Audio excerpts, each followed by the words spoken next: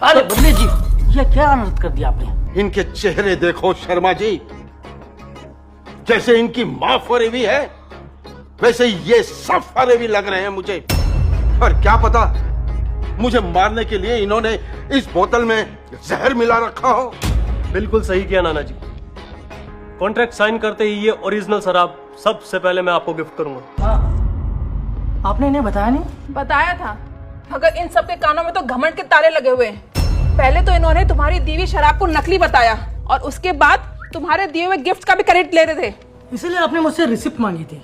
हाँ मांगी थी, मगर फिर भी ये लोग सिर्फ मुझे झूठा साबित करने में लगे रहे। तुम जैसे फकीरों पर भला कोई कैसे विश्वास करेगा? आप हद में रह के बात कीजिए। हमें सब पता है, तुम्हारी माँ ने घरों में झाड़ू पोछा करके तुम तीनों को पाला है। तुम तीनों ने कितनी ही पढ़ाई की होगी, हम सबको पता है। इसके बड़े बेटे को स्कूल से निकाल दिया गया था तो इसने ठेला लगाना शुरू कर दिया, और इसका बेटा अर्जुन किसी मेडिकल कंपनी में एज असिस्टेंट काम करता है। और कबीर की तो मैं क्या ही बात करूं, पढ़ाई लिखाई करके उसने किया क्या?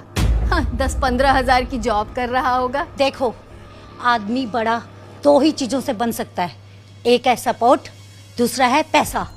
जो तुम फकीरों के पास तो दोनों ही नहीं थे। और तुम फकीरों के पास घर होगा क्या? मुझे तो लगता है तुम लोग फुटपाथ पे रहते होगे। सपनों की दुनिया से बाहर आओ। और असल दुनिया में तुम लोगों की औकात नहीं है इस तरह की गिफ्ट के बारे में सोचने की। जयंती, मुझे पता है कि तुम बहुत गुस्सा हो, लेकिन इसका मतलब ये नहीं कि तुम आज का मेरा ये दिन सत्यानाश कर दोगी। तुम्हें क्या लगता है ये किराए के कपड़े और ये किराए की गाड़ी लेकर तुम अपने आप को महंगा साबित कर दोगी? आप मेरी बात तो सुनिए पापा। सच बहुत कड़वा होता है जयंती। बस एक एहसान करना, यहाँ से जाने के बाद किसी को बताना मत कि तुम मेरी बेटी हो। तुम आज के बाद मेरे लिए मर चुकी हो। देखिए, हमने किसी भी तरह का कोई भी झूठ नहीं कहा है। भाई मुझे माफ करो जयंती, मैंने तुम्हें सबके सामने अपने खानदान से बाहर निकाला है, इसलिए अभी के अभी इन सब को लेकर ये घर खाली करो। निकल जाओ यहाँ से। निकलो भाई, निकलो अभी, निकलो। निकलो यहाँ से।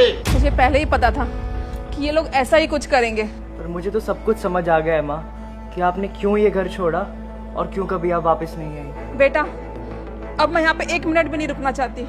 चलो यहाँ से। हम बलदेव राणा के खानदान से सारा रिश्ता तोड़ते हैं और एक गिफ्ट भी हम वापस ले जाएंगे। सही बोल रहे हो भैया, ये सब लोग इन गिफ्ट्स के करीब जाने के लायक भी नहीं है। असिस्टेंट्स,